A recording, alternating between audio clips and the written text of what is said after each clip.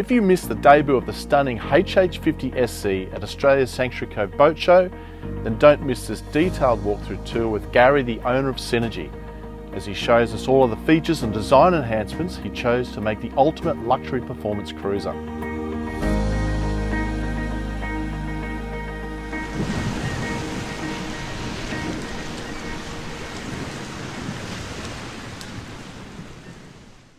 G'day, Brad Fawn here from Multihull Central, and very happy to be joined here by Gary, the owner of HH50 Synergy, here at Sanctuary Cove Boat Show. He was going to give us a guided tour of this beautiful boat. Yeah. Excellent. Let's have a look. Okay, come on board. So Gary, obviously this area is a very nice indoor-outdoor space because the open area here, and you've got a few little tweaks that you've made to the 50 design as well. A few tweaks. I think for me, the thing that attracted me to the boat when I first had a look at some of the early videos was I live in the tropics. I live up in Port Douglas, so I wanted a boat that had an absolutely seamless transition from the internal and the external spaces, and this boat just does it in spades. When the weather's not so good, if you need to close it up, obviously you can, but this whole area here flowing into the inside is particularly good. Being an Aussie, a couple of very important things are a barbecue on the back, which was not... And this was custom designed for your boat. Custom designed for the boat, yeah. And this barbecue comes from It comes from Australia, yeah, from the Gold Coast. They're just up here. Yeah. And so there's a few little things like that which for Kelly and myself were very important. We sort of lashed out a bit and got these beautiful carbon chairs, which are just a work of art. These are factory built. They are. Beautiful. The same people in the factory that build the steering wheels, and there's quite a few other little items on the boat. What I wanted to do was celebrate the fact that it was a carbon fibre boat, and so we've gone to the tables, the legs on the tables are carbon fibre, because personally I didn't like the aesthetic and the weight of the big heavy stainless steel table legs, so we've just got 2 lengths of carbon fibre tube, and if we want to lower the table, take out the long ones and put in the small ones, and Gotcha. There it is. Mm. We love the big day bed, and what Kelly and I find when we're sailing, and whoever's up on watch, the other one's lying down here, you're still communicating. If you need to quickly pull a couple of strings or whatever might need to be done, you're up there and you're part of it. Very comfortable, great little spot. If you want to get out of the sun, you can. It just works well.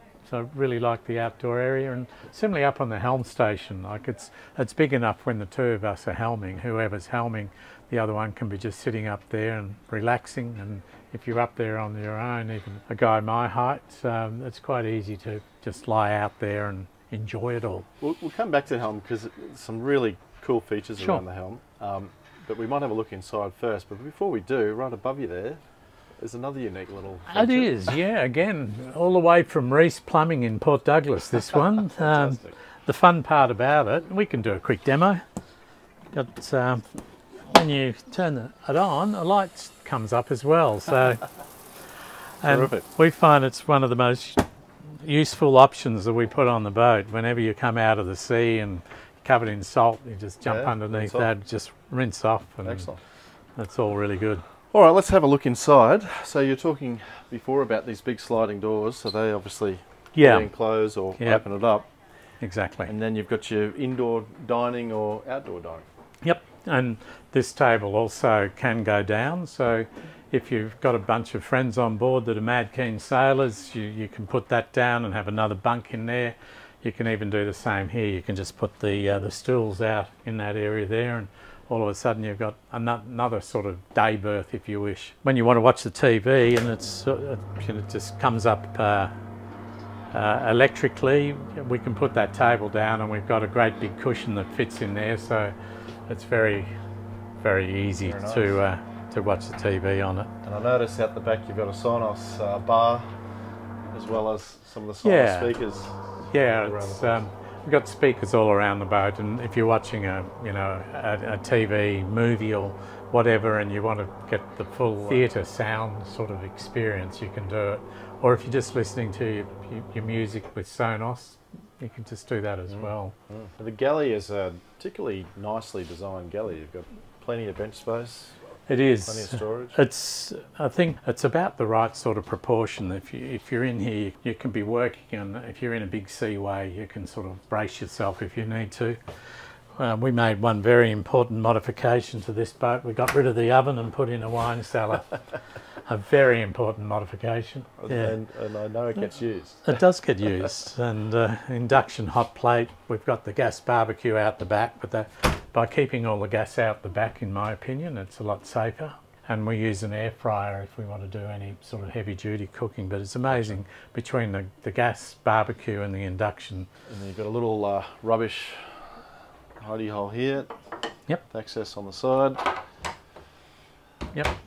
And I noticed, I've talked about this before, but some of the highlighted features of your tap work is... As I mentioned before, we were trying to get away from the traditional aesthetic where everything's stainless steel, and we wanted to do something which is probably more suited to our idea of what a modern boat should look like.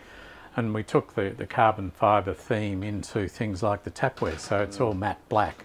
And we found this great little company down in Victoria, of all places, like a company called Fawcett Stroman, and they build this, and all of this has got something I call Swiss rock, which is a ceramic type finish on it. So it's just going to last forever, and it's brass.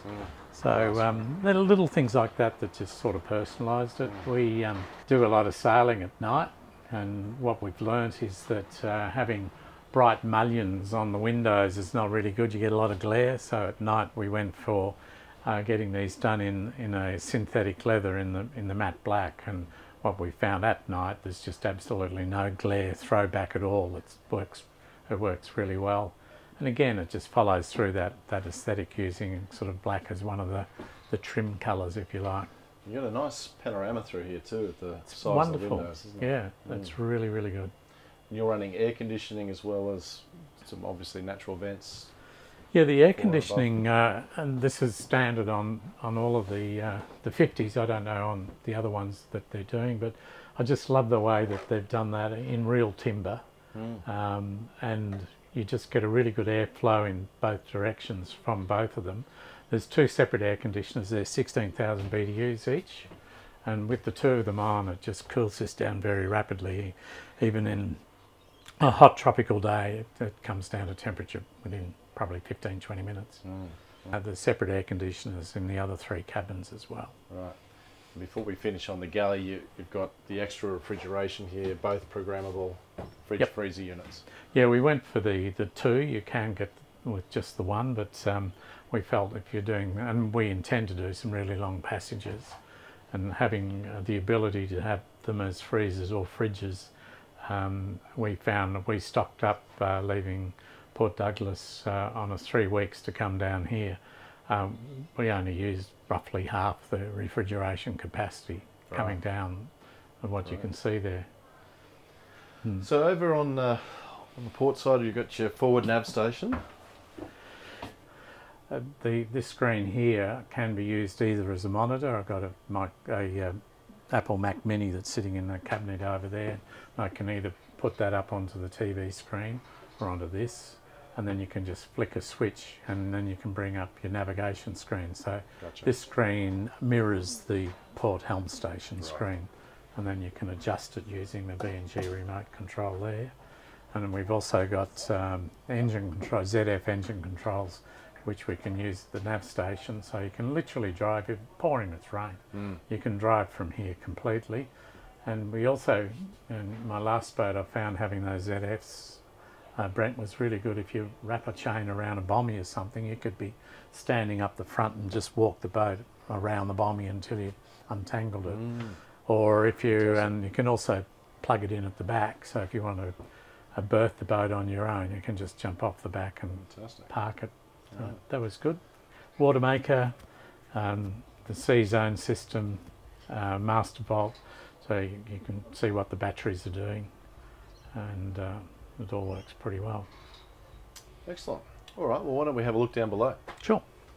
So pretty spacious cabin in here, plenty of headroom. Yeah, tons of headroom. Bed's a full queen size bed. My partner's quite tall, so for the two of us it's not a problem in the bed. And we did just a couple of little things, like we put some mirrors in these holes here, and it just makes the the cabin feel bigger. Just little things like that are a bit different.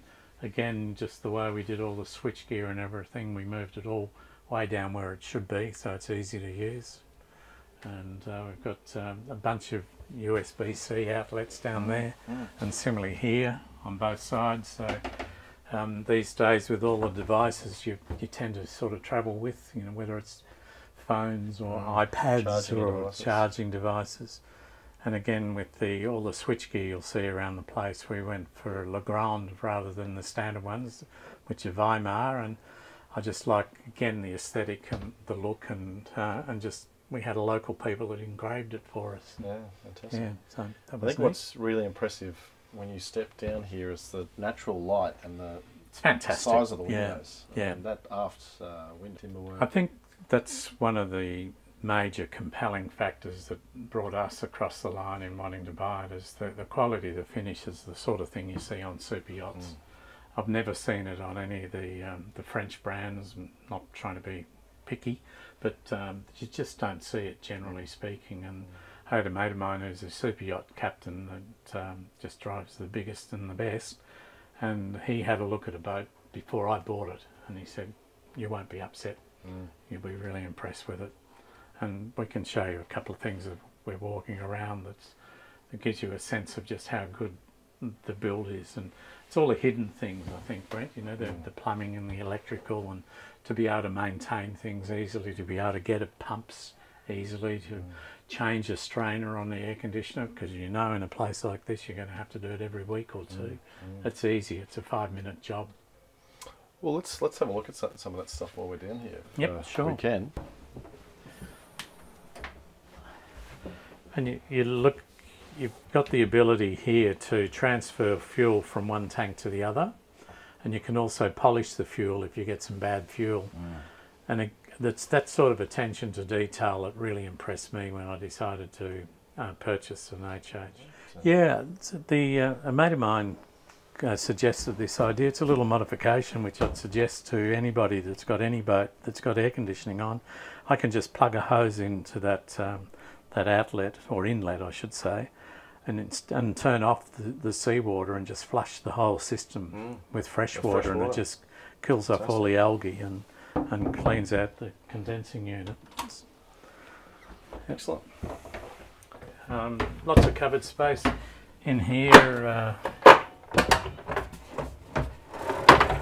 We found a Vico washer dryer that just fits perfectly in there. Like, there's about 4 or 5 mil clearance, so, and it's super quiet. You can hardly hear it running at all. So happy with that. The bathroom is pretty spectacular. Yeah, that's great. Yeah, just the amount of space you got in the shower. You can invite a few friends around for a party. Well, again, I mean, I'm 6'3", and there's just enormous headroom through this boat everywhere you go. And the colouring, again, I think they're now calling this the Sky Interior. Oh, they really? Boats. Yeah. So the combination, it's and just fun things like, instead of bringing in the timber look in here, we thought, wouldn't it be nice to do it in marble? So it says that it's a wet area, and just that little bit of differentiation. Like, it's very much personal taste, and I'm sure a lot of people wouldn't see that as a great idea. I think this is worth having a look at. This has helped sell me on the boat, the fact that they've got all the AC on one side of the boat and all the DCs on the other side. So we've got 4 24-volt lithium batteries on the other side, but this side's all the AC, and you can see all the circuit breakers, and the whole arrangement in here is beautifully labelled. It's easy to find things, easy to work on. It's very, very beautifully done. I mean, these are the Daggerwood cases here, right? Correct, yeah. And you barely even notice them. You walk straight past them. Yeah. And some of the other performance cats, they're quite intrusive. Dominant, yeah. They're in your face. I think they position them as far to the outboard side of both hulls as they possibly could. And because they're a C-shaped daggerboard, and they go down like that, so the shape, so they come actually underneath the boat quite a bit when they're fully down. But it does mean that it's a lot more room at this point here than you would normally see. And so this, we'll call it a bedroom because it's more like a bedroom, is exactly the same size bed as on the other side in the master suite. Right. So I think some people call it their VIP suite. We've used the same techniques of making it feel bigger with putting the mirrors in there. It's still very spacious. There's a massive amount of cupboard space in it, so if you've got your mates on board, they don't have enough place to put all their things. And then, as you can see with the heads, there's a separate head for the two. On this side there's two cabins, compared to on our side where there's obviously just the one. But it's still very sensibly proportioned. You know, you can still be quite comfortable. There's another toilet forward here, isn't there? Correct. So you've got two heads and a combined shared shower. They call it a Jack and Jill shower. And it's quite private. When you close that, I know when we've had people on board that have been sort of in the two cabins, it hasn't been an issue at all. Excellent. So this is your final guest cabin? Yeah, this is a double, whereas the other ones are queens. So it's still, you know, quite comfortably proportioned. Yep. And behind this cupboard, but we'd have to take a panel out, is where all the batteries sit. So battery compartment, yeah. There's 4 batteries in there, and a lot of the circuitry, you know, fuse circuit breakers and so on are in there as well. So you're running 24 volt? Correct. On lithium batteries? Yeah. And how many batteries did you have? Got 4 batteries. 4. Yeah. Pantries, you know, like, it's incredible just how much space there is on the boat. You know, like little spots. They've been very good at using every last little bit. These are behind the fridge and freezer units. So they had a bit of waste space there that they put to good use. And you've got timber type liners through the cupboards as well. Everywhere. It's not just surface finish. It's no. Inside inside all of the robes, it's all done in cedar, and you get that lovely scent of the cedar coming through. So this is a pretty generous helm seat. And this is the small one. The one on the other side's about a third bigger again. Is that right? Wow. Yeah. So you've got most things duplicated for access here. Yeah, all the critical things that you might want to have as you're sailing in terms of adjusting the silent lines cross over, so you can operate it from the winch on this side. So if you're from the windward side, similarly with the self-tacking jib, you can adjust the tension on the sheet on that to whatever you might want according to your wind angle. The main sheet comes back on either side, and then if you want to move the traveller across, it's just a matter of pushing these buttons, and the traveller moves backwards and forwards. Push the buttons here as the dagger board going up and down. We haven't got the circuits on at the moment to be able to do it, but it's that's how you do it. So you've got Antor line drivers for your main traveller and also your board. Correct. Up and down. Amazing. And then you've got the bow thruster, which is duplicated on either side as well. And your single bow controls. thruster. Single bow thruster. It's incredibly powerful. I was surprised in quite a strong wind how effective it was at moving it against the wind. So with your ZF electronic controls here, so that's duplicated on both sides. But Correct. then you've got another handheld unit. Handheld on a long cable. On a cable. Yeah, fantastic. Other thing which is really clever is these switches at every single winch are their kill switches. So if somebody gets their hand caught, it could be anywhere on the boat, any winch, line drive or whatever. As soon as you hit those, it just kills every winch on the boat. You have to reset it at the nav station after you can see that whatever the problem was has been resolved. Right. And I think that's a good safety point. And you notice you've got foot switches for most of the winch controls, so you can have your hands free, and correct, whether it's on your wheel or onto your winch lines. And the rope locker, or the rope bag, or bin, whatever you want to call it, it's quite it's susceptible. It's hidden there. It's quite deep, and you're It's throwing all very your deep. lines in there. Yeah, you do. Yep. It's such a And the obvious other place to side, put it. there's a lot more lines because the other side is where my reefing lines come in, and it's got one of those a hook system that goes in onto the leach of the sail. So it's quite easy, and we were surprised when we came down the first time we had to reef, and we thought, what's it going to be like? And it just went straight in. Ben Kelly from North Sails has been fantastic, and he set everything up so that everything was at the right position and lengths and so on. And then to release it, you've got another line that you can pull, and it just pulls the hook out, and you can shake it out or put another one in. So let's talk about sails for a sec.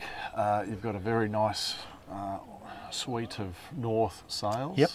Yeah, we went for the 3DI, so the main's a 3DI main. We've got a silent, which is, I think it's about 110% or thereabouts. So it's overlapping... An overlapping jib, if you like, overlapping or some jib. people call it a genoa.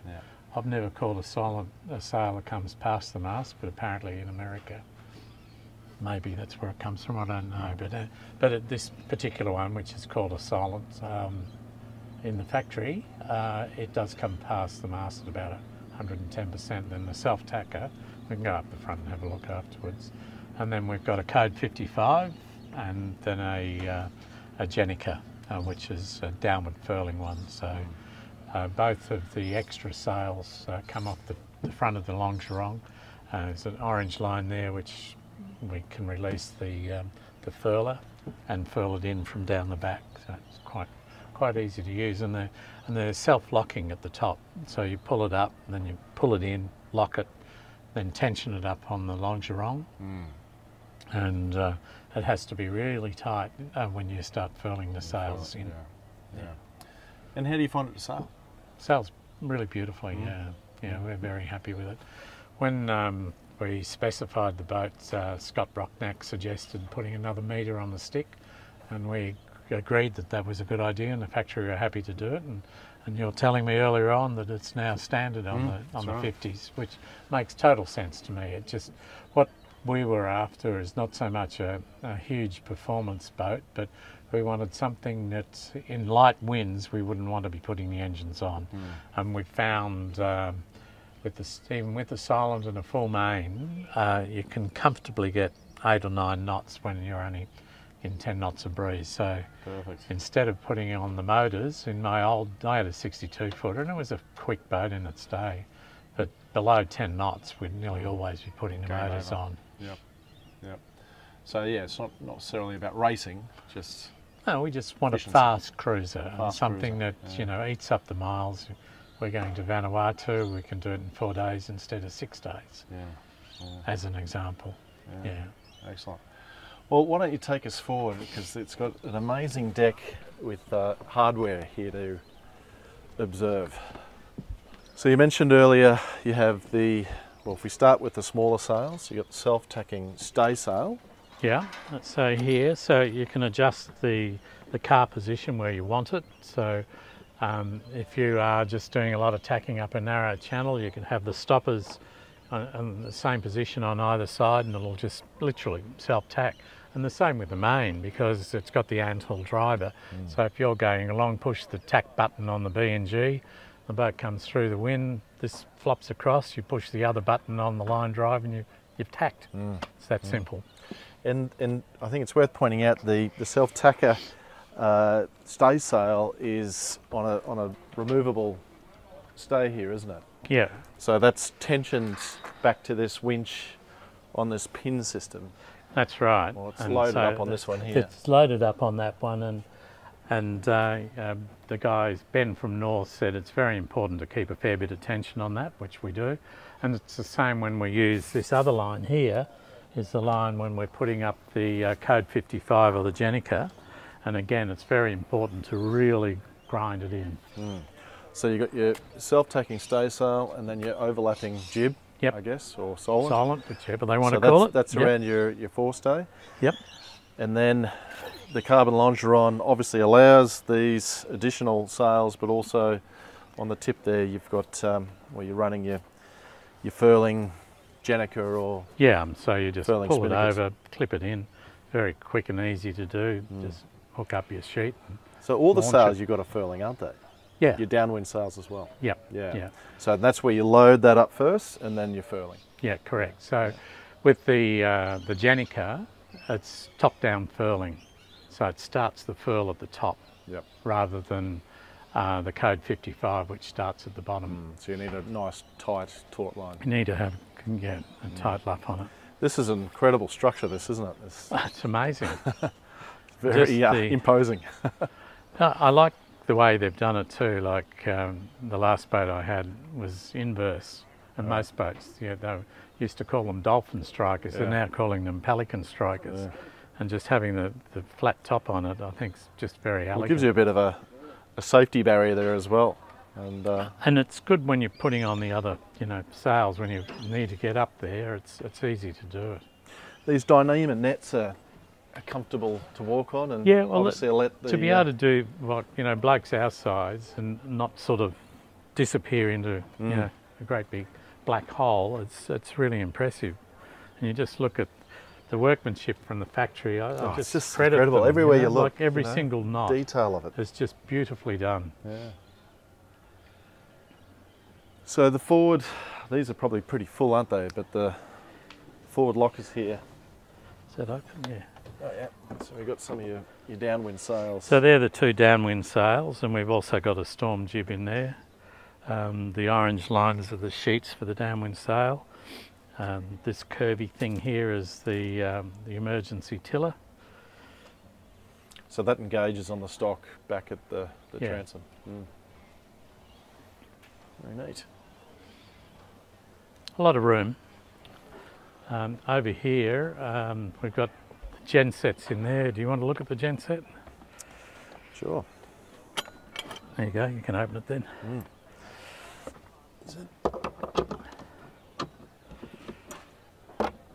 So the gen set's a 5 kVA. It's Northern Lights. It's very quiet. Being in an acoustic enclosure, in its own enclosure, and right at the front of the boat, it's diametrically opposite where our sleeping cabin is. So at night, if we've got the air conditioning on, you can barely hear the gen set running. Yep. Gotcha. And it doesn't use a lot of fuel, about 2.5, 3 litres an hour. And it's probably the only time you really need to use it, is it? Yeah, it Running is. aircon? Yeah, we don't use it much at all. Yeah, because you've got a bit of solar on this boat Yeah, too. it's 1.5 or just under 1.5 kilowatts of solar. Kilowatts, yeah. So that's mostly all walk on, isn't it? Walk on. It's panels. all walk on, yeah. Excellent. And in this one here, that one's our anchor locker, and it's also just another space. We could be putting our fenders in there and other bits and pieces if we wanted to. There's a lot of room. There's a huge amount of room down there. Yeah. Stainless steel chain. Yep. And then that chain goes through the longeron beam. Yeah, it does. It's quite neat the way they've done that. And we've got a Rockner anchor, again in stainless steel. One less thing to worry about. And then there's the snubber sits back here for the chain. And just clip that onto the chain. Yep. Excellent. Before we move off rigging and sails, importantly, a carbon rig. Yeah, it's built by Mastron. It's first time I've seen a rig of this type, but that's because I've been out of the technology that's been developing, and the way this one works, it's got a hydraulic ram that you can connect up to the mast, and you can jack the mast up, and that will adjust the tension on the shrouds and the forestay obviously, and once it hits the design load, which is around about 2.9 tonnes, then you put shims in, and then you can take the hydraulics away, and it sits on those shims at exactly the right tonnage. And you have load cell pins that are measuring the on tonnage. Both sides, yeah. Oh. What we find at the moment, they're around about 2.9 to 3 tonnes. When we're sailing, it gets up to about 4.5, sometimes 5 tonnes in just casual sailing, not trying to sort of wring its neck. At about 8 tonnes, it lifts a hull.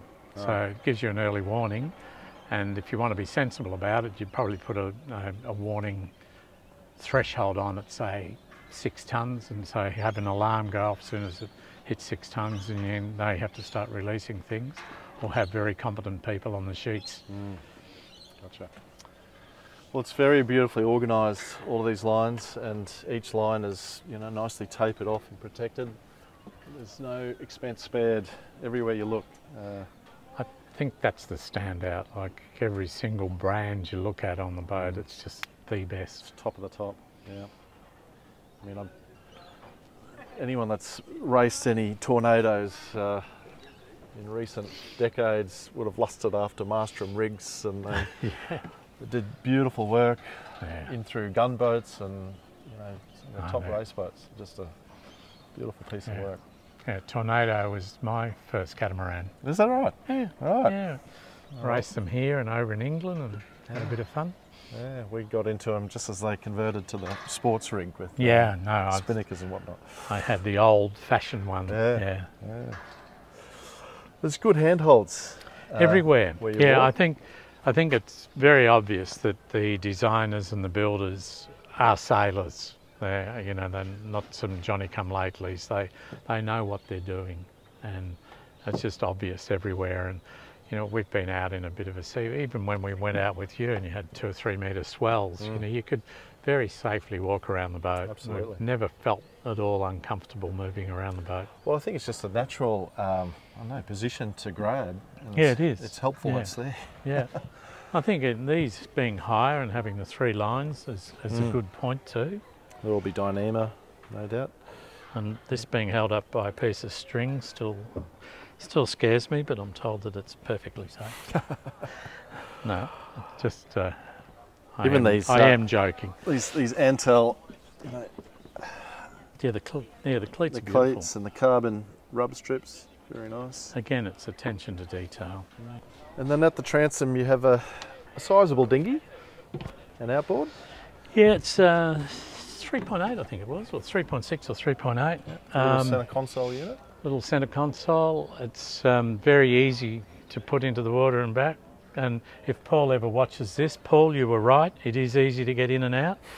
We had a discussion about it, whether because to do it you put these lines here onto that winch, and with Callie and I putting it in, it's just so super easy. And pulling it out when there's 2 of you, it's quite easy as well.